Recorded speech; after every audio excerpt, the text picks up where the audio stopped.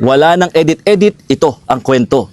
Nandito ako ngayon sa Barangay San Miguel sa bayan ng Kalumpit kung saan makikita ninyo lubog pa rin talaga sa mataas na baha itong maraming mga bahay dito sa lugar.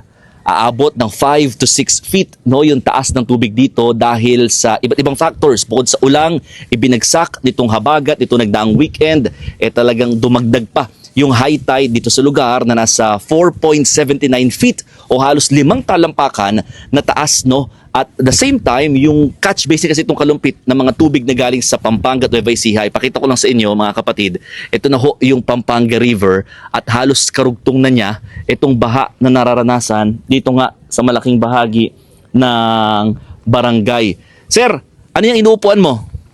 Flood control daw. May flood control ho dyan. May pangharang sana sa ilog. Ayan, inuupuan ngayon ni Kuya, flood control daw yan mga kapatid.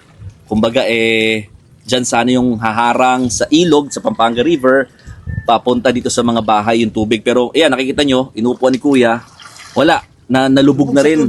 Nalubog na rin sa tubig yung mismong flood control na sinasabi. Wala, di na pakinabangan. Wala. Para mapapakinabangan, lubog sa tubig. Nako. Paano ho kayo? Dito lang din kayo muna. Ayaw nyo muna magsilikas? Kaya pa naman. Paanong diskarte nyo dito? Parang tawid-tawid lang para kumita ng konti. Si Kuya kasi mga kapatid nagtatawid ng gamit ng bangka. Magkano hong masahe? Kanya-kanyang bigay lang. Walang specific. Pinakamababa, malapit, 10, 20, ganyan lang. 10-20 pesos. So pantulong na lang din mga kapatid, no? Tulong-tulong So maswerte yung mga may second floor dahil dito sila nag-i-stay muna pansamantala. Aminado kasi sila medyo mahirap nga naman yung situation daw sa evacuation centers.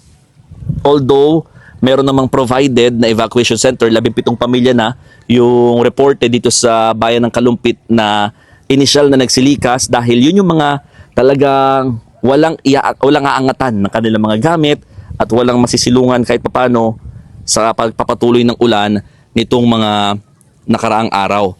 So, isa lamang itong bayan ng Kalumpit sa talagang nakararanas ng ganito kagrabing baha. Pero actually, itong bayan ng Kalumpit mga kapatid, dito yung binisita ni Pangulong Bongbong Marcos last year at talagang ongoing pa rin daw yung ginagawang flood control projects dito sa 3 barangay according naman sa DPWH.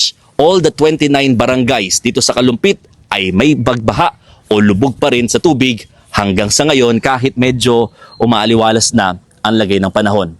O paano? Ako po si Mon Gualvez ng News 5 at yan ang istorya ngayong araw.